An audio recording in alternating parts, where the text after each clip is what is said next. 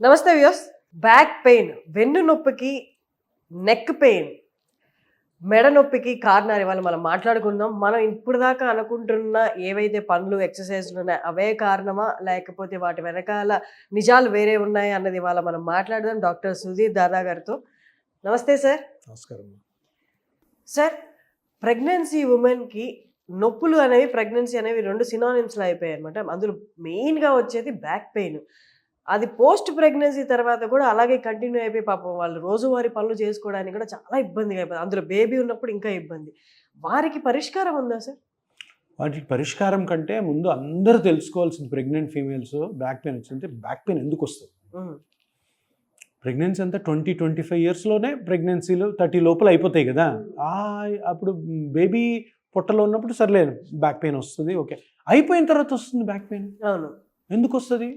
Young body, muscles అన్నీ బాగా స్ట్రెంగ్త్తో ఉంటాయి, లిగమెంట్స్ అన్నీ బాగుంటాయి, ఎందుకు వస్తుంది బ్యాక్ పెయిన్? సరే 60 ఇయర్స్ 70 ఇయర్స్ అంటే అరిగిపోయి ఉంటాయి కాబట్టి వస్తుంది. ఈ ప్రెగ్నెన్సీ తర్వాత వచ్చే నొప్పి అనేది పెద్ద బర్నింగ్ టాపిక్. వరల్డ్ మొత్తం 90% ఆఫ్ ద పెయిన్స్ ప్రెగ్నెన్సీ తర్వాత రాంగ్ వేలో ట్రీట్ అవుతున్నాయి. కొంతమందికి ఈ ప్రెగ్నెన్సీ తరువాత వచ్చిన నొప్పి యంగ్ ఏజ్లోనే మేజర్ సర్జరీస్కి వెళ్ళి ఆ సర్జరీస్ వల్ల కాంప్లికేషన్స్, నొప్పి తగ్గకపోవడము, సైకలాజికల్గా దెబ్బతిండము. ప్రెగ్నెన్సీ అంటేనే, పోస్ట్ ప్రెగ్నెన్సీ అంటేనే కొంచెం సైకోటిక్ బిహేవియర్ ఉంటుంది. ఎందుకంటే బేబీ వచ్చేస్తుంది, బేబీ ఎట్లా రెస్పాన్సిబుల్ మనం చూసుకోవాలి ఎన్ని సంవత్సరాలు అన్నది. దాంతో ఈ బ్యాక్ పెయిన్ రావడం అన్నది చాలా చాలా భయంకరమైన సిచ్యువేషను. దీనికి మేజర్ రీజను చాలామంది డాక్టర్లకి తెలియదు. ఆ తెలియక రాంగ్ డైరెక్షన్లో పోతుంటారు.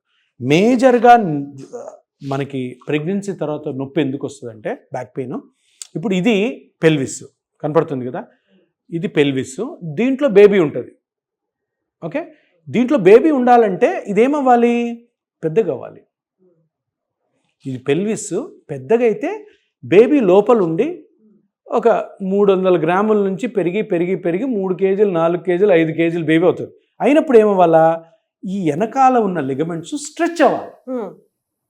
ఈ లిగమెంట్స్ స్ట్రెచ్ అయినప్పుడు బేబీ వెయిట్ పెరుగుతున్న అకామిడేట్ అవుతుంది.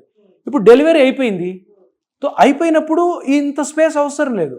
ఆటోమేటిక్గా న్యాచురల్గా ఈ రెండు ఎముకలు దగ్గరికి వస్తాయి. ఆ స్ట్రెచ్ అయిన లిగమెంట్స్ మళ్ళీ కరెక్ట్గా కానీ దగ్గరికి రాలేదు అనుకోండి, ఆ లిగమెంట్స్ నుంచి పెయిన్ వస్తుంది. సో ఇప్పుడు ఇది ఈ రెండు ఈ లైన్స్ కనపడుతున్నాయి కదా, ఈ జాయింట్ దాని చుట్టూ ఉన్న లిగమెంట్స్ స్ట్రెచ్ అవ్వడం వల్ల బేబీ అకామిడేట్ అవుతుంది. బేబీ డెలివరీ అవ్వగానే ఇవి రెండు దగ్గర రావడం వల్ల మళ్ళీ అది నార్మల్ స్పేస్కి వస్తుంది. కానీ ఈ దగ్గరకు వచ్చే క్రమంలో అవి కానీ కొంచెం మాల్ రొటేషన్లో సరిగ్గా కానీ అటాచ్ కాలేదనుకోండి, అక్కడి నుంచి నొప్పి వస్తుంది. అప్పుడు ఈ బ్యాక్లో పెయిన్ వస్తుంది. దీన్ని ఎస్ఐ జాయింట్ పెయిన్ అంటారు. సేక్రమ్, ఇది సేక్రమ్ బోను, ఇది ilium, sacro iliac joint pain. 90% of the డాక్టర్స్కి ఈ ప్రాబ్లం తెలియదు. తెలిసిన ట్రీట్మెంట్ అసలు తెలియదు. సో దీన్ని కరెక్ట్ వేలో, ఇప్పుడు ప్రెగ్నెన్సీ అయిపోయింది, బేబీ 3-4 మంత్స్ అయిపోయింది, అప్పటి వరకు ఇంకా కొంచెం ఆ ప్రెగ్నెన్సీలో సిజేరియన్ సెక్షన్ ఉంటుంది, ఆ గొడవలు ఉంటారు. తర్వాత పెయిన్ స్టార్ట్ అవుతుంది, లేదు 1 ఇయర్కి స్టార్ట్ అవుతుంది, 2 ఇయర్స్కి స్టార్ట్ అవుతుంది, లేదా 1 ఇయర్కి కనుక్కుంటారు.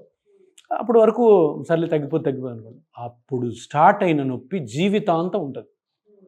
సో వెంటనే ఆ జాయింట్కి treatment, injection treatment, SI joint radio frequency ablation ఒక ట్రీట్మెంట్ ఉంటుంది. ఆ ట్రీట్మెంట్ కానీ ఇంకో ట్రీట్మెంట్ ఎస్ఐ జాయింట్లో ప్లాస్మా థెరపీ, అది చేస్తే కంప్లీట్గా రికవర్ అయ్యి మళ్ళీ నార్మల్ యాక్టివిటీస్ హ్యాపీగా చేసుకోవాలి. ఇంత తప్పితే ఆ జాయింట్ మీద ప్రెగ్నెన్సీ తర్వాత వచ్చే నొప్పికి ప్రపంచంలో ఇప్పటివరకు ట్రీట్మెంటే లేదు.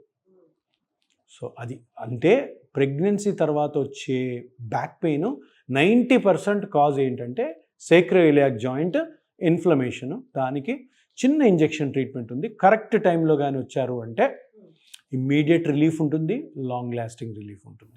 అంటే ఇప్పుడు డెలివరీ అయ్యి కూడా పెయిన్ అనుభవిస్తూనే ఉన్నారు వాళ్ళు. అంటే డెలివరీ అయినా ఎన్నో మందికి మిమ్మల్ని వచ్చి కన్సల్ట్ అవ్వచ్చు. ఎప్పుడు నొప్పి ఎక్కువ ఉంటే అప్పుడు రావడం, ఓకే, ప్రాబ్లం ఏం లేదు, ఎప్పుడైనా తీసుకోవచ్చు. పెయిన్తో ఏ మనిషి కూడా జీవించకూడదు. 1 రోజు 2 రోజులు, వారం తర్వాత నొప్పి వస్తుందంటే ఫస్ట్ మీకు డౌట్ రావాలా, ఏదో ప్రాబ్లం ఉంది. నేను చూపించుకోవాలి డాక్టర్కి. ఈరోజు ఈ వీడియో చూసిన వాళ్ళు ప్రెగ్నెన్సీ అయిన అమ్మాయిలు తప్పకుండా అరేరే నాకు సేక్రోఇలియాక్ జాయింట్ డిస్ఫంక్షన్, సేక్రోఇలియైటిస్ ఉంది అని వెంటనే కానీ కన్సల్ట్ అయితే ఇమీడియట్గా నొప్పి తగ్గుతుంది. జీవితాంతం భయపడాల్సిన అవసరం లే, జీవితాంతం బాధపడాల్సిన అవసరం లేదు.